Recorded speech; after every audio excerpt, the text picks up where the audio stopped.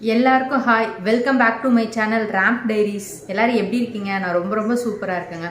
இன்னைக்கு நம்ம வீடியோவில் பார்த்தோம் அப்படின்னா என்னோட டயட் பிளான்.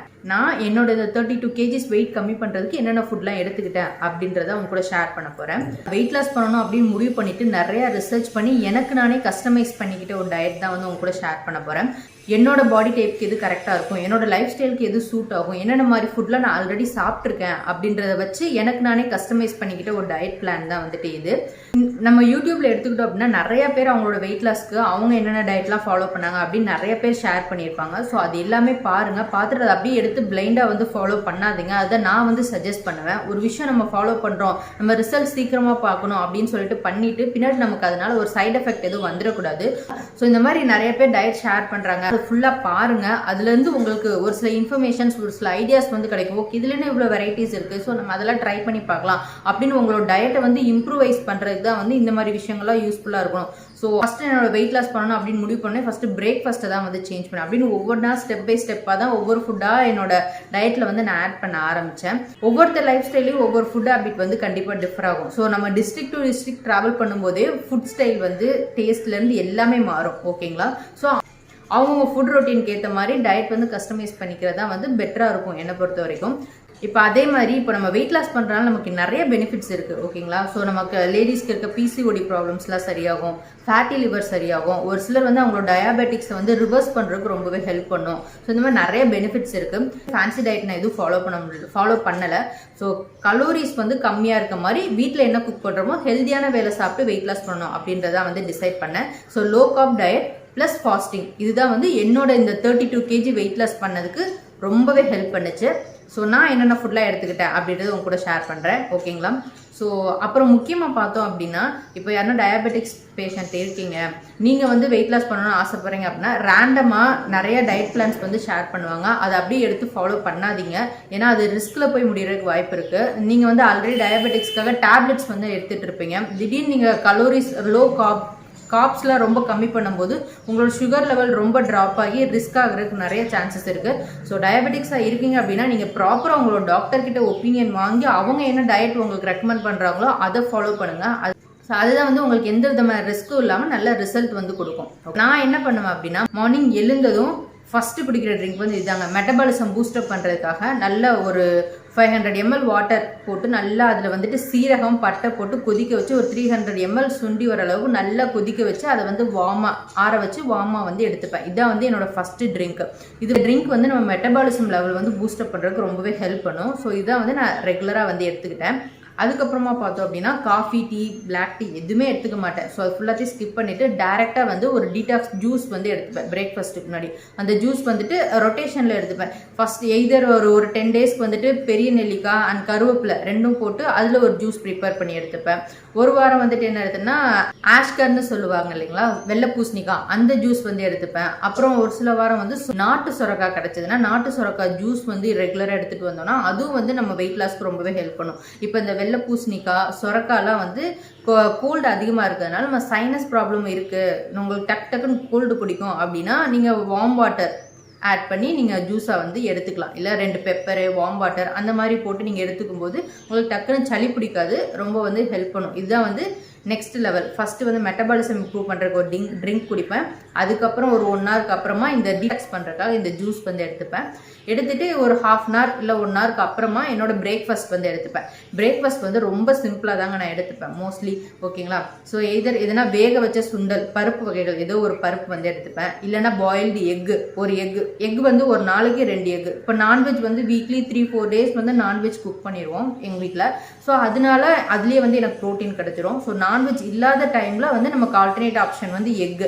இப்போ நீங்கள் வெஜிடேரியனாக இருக்கீங்க அப்படின்னா நீங்கள் அந்த ஆல்டர்னேட் ஆப்ஷனாக வந்து பன்னீர் வந்து மேஜர் ரோல் ப்ளே பண்ணும். பன்னீர், டோஃபு, சோயா, அப்புறம் ப்ரொக்கோலி, இந்த மாதிரி விஷயங்கள், மஷ்ரூம், இதெல்லாம் வந்துட்டு வெஜிடேரியனுக்கு. இதெல்லாம் தவிர நம்ம டெய்லி ஒரு சுண்டல் வந்து நீங்கள் வேக வச்சு எடுத்துக்கலாம். ஓகேங்களா? ஸோ இது எல்லாமே உங்கள் வெஜிடேரியனுக்குரிய ப்ரோட்டீன் சோர்ஸாக இருக்கும். ஸோ பிரேக்ஃபாஸ்ட்டுக்கு வந்துட்டு எய்தர் வந்து கருப்பு கவுனி ரைஸ் கஞ்சி வந்து எடுத்துப்பேன். எனக்கு வந்து பிரேக்ஃபாஸ்ட் அண்ட் டின்னர் வந்து மோஸ்ட்லி சிமிலராக இருக்கும். உடனே பிரேக்ஃபாஸ்ட்டுக்கு கஞ்சி எடுத்துக்கிட்டா நைட்டுக்கு வந்து வேறு எதுனா தோசை அந்த மாதிரி எடுத்துப்பேன். இல்லை மார்னிங் தோசை எடுத்துக்கிட்டேன்னா நைட்டு வந்து கஞ்சி. அந்த மாதிரி பிரேக்ஃபாஸ்ட்டுக்கு நான் என்னென்ன எடுத்துப்பேன் அப்படின்னா கருப்பு கவுனி ரைஸ் கஞ்சி, கூடவே ஒரு பாயில்டு எக் எடுத்துப்பேன். அப்படி இல்லைன்னா வேக வச்ச பருப்பு வந்து ஒரு சின்ன பவுல் நிறைய எடுத்துட்டு கூட ஏதோ ஒரு ஃப்ரூட்ஸ் வந்து எடுத்துப்பேன். அப்படி இல்லை அப்படின்னா தோசை வெரைட்டிஸ், அடை தோசை, பச்சைப்பயிறு dosa, oats dosa, oats omelette, ragi adai, நிறைய முருங்கைக்கீரை போட்டு ராகி அடை, சம்டைம்ஸ் வந்து ரவா வேற எந்த மாவும் மிக்ஸ் பண்ணாமல் வெறும் ரவையில் நிறைய வெஜிடபிள்ஸ் போட்டு கொஞ்சம் கர்ட் மிக்ஸ் பண்ணி அது ஒரு அடை தோசை மாதிரி ப்ரிப்பேர் பண்ணி எடுத்துப்போம். ஸோ இந்த மாதிரி நிறையா வெயிட் லாஸ்க்கு நிறைய தோசை வெரைட்டிஸ் இருக்குது. ஸோ இதெல்லாம் வந்து ஆல்டர்னேட்டிவ் டேஸில் நான் எடுத்துக்கிறது உண்டு.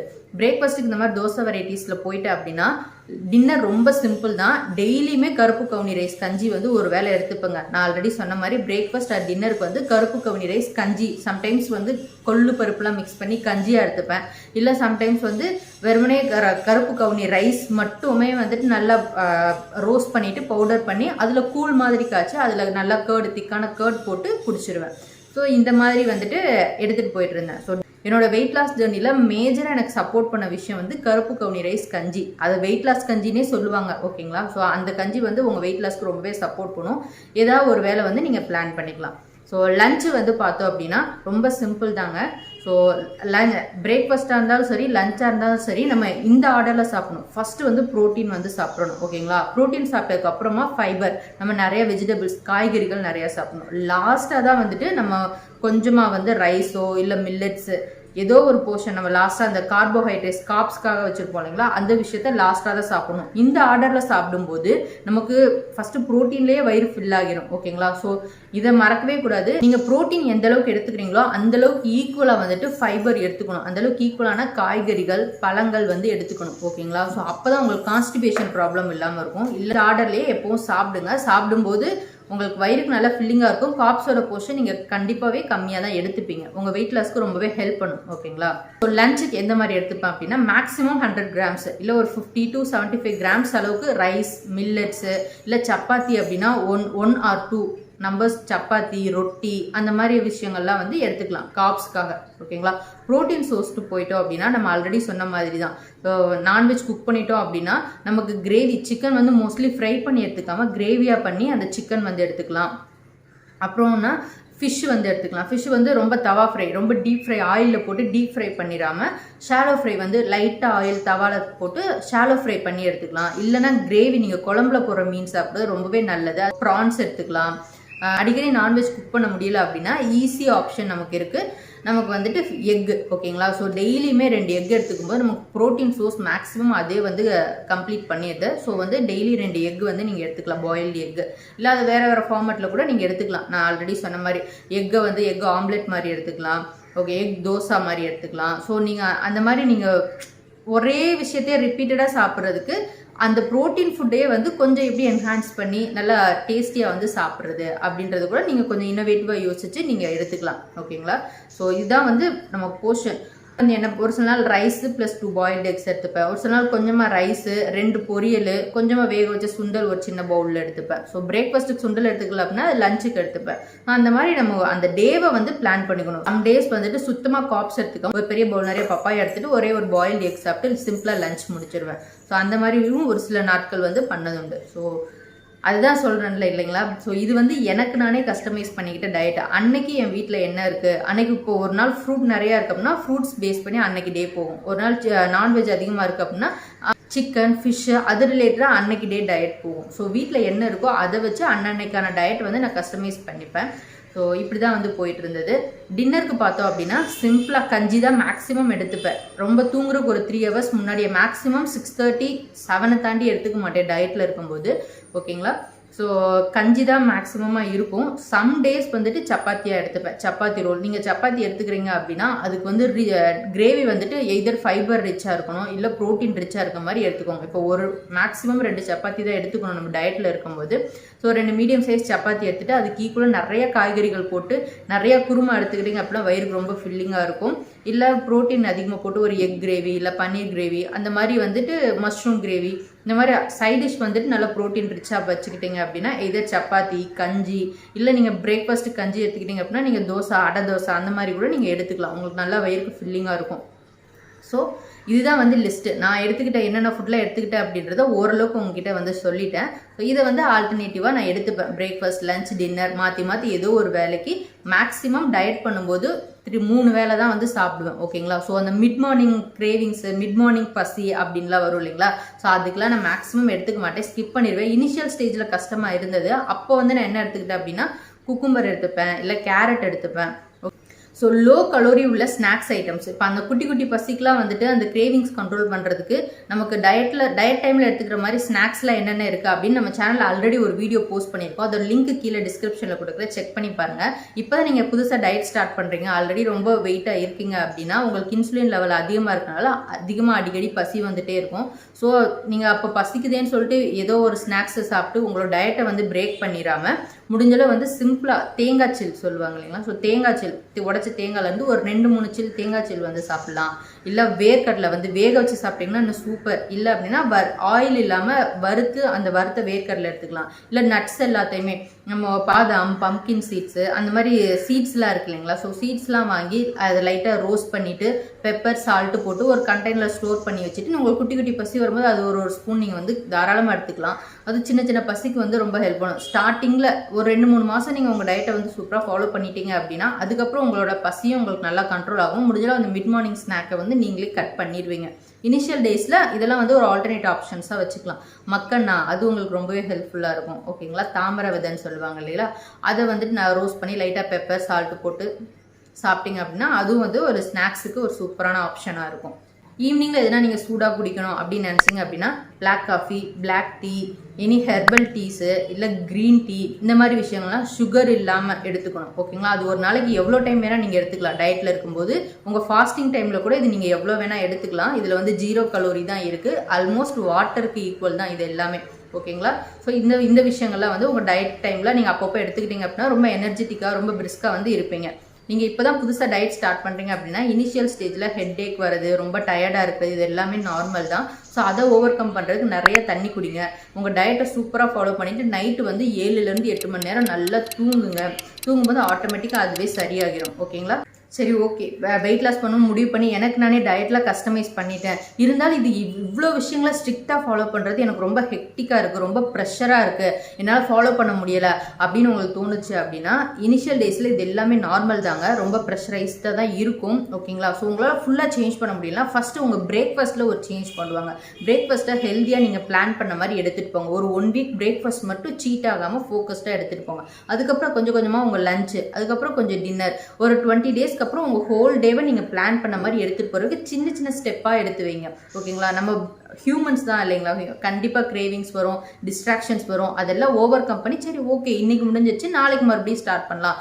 நானுமே சம் டேஸ் வந்து ஆனது. இப்போ நம்ம திடீர்னு ஃபங்க்ஷன் போகிற மாதிரி இருக்கும், அங்கே நம்ம நினச்ச மாதிரி டயட் ஃபுட் இருக்காது. ஸோ இருக்கிறத நம்ம சாப்பிடுவோம். சரி ஓகே நாளைக்குலாம் நம்ம ஃபாலோ பண்ணிக்கலாம் அப்படின்னு தான் நம்ம ஸ்போர்ட்டிவாக அக்செப்ட் பண்ணிவிட்டு நெக்ஸ்ட் டேவை நம்ம பிளான் பண்ண மாதிரி எடுத்துகிட்டு போகணுமே தவிர ஓகே அவ்வளோதான் முடிஞ்சிச்சு அப்படின்னு சொல்லி அதோட டிசப்பாயிண்ட் ஆகி ஸ்டாப் பண்ணக்கூடாது. ஓகேங்களா? ஸோ எனக்குமே சம் டேஸ் சீட் ஆகும், சம் டேஸ் வெளியில் போவோம். ஸோ ஓகே இன்னைக்கு நான் சாப்பிட்டாச்சு, நாளைக்கு நல்லா நான் நினச்ச மாதிரி ப்ராப்பராக என்னோட டயட் வந்து எடுத்துகிட்டு போயிடுறேன் அப்படின்னு சொல்லி தான் பிளான் பண்ணி என்னோட ஒவ்வொரு டேவும் வந்து எடுத்துகிட்டு போனேன். ஸோ நிறைய ஸ்ட்ரகிள்ஸ், நிறைய ஃபெயிலியர், நிறைய ஸ்ட்ரெஸ்ஸு, நிறைய டிசப்பாயின்மெண்ட் இதெல்லாம் தாண்டி ஓவர் கம் பண்ணி தான் வந்துட்டு இந்த 32 kgs நான் வெயிட் லாஸ் பண்ணியிருக்கேன்.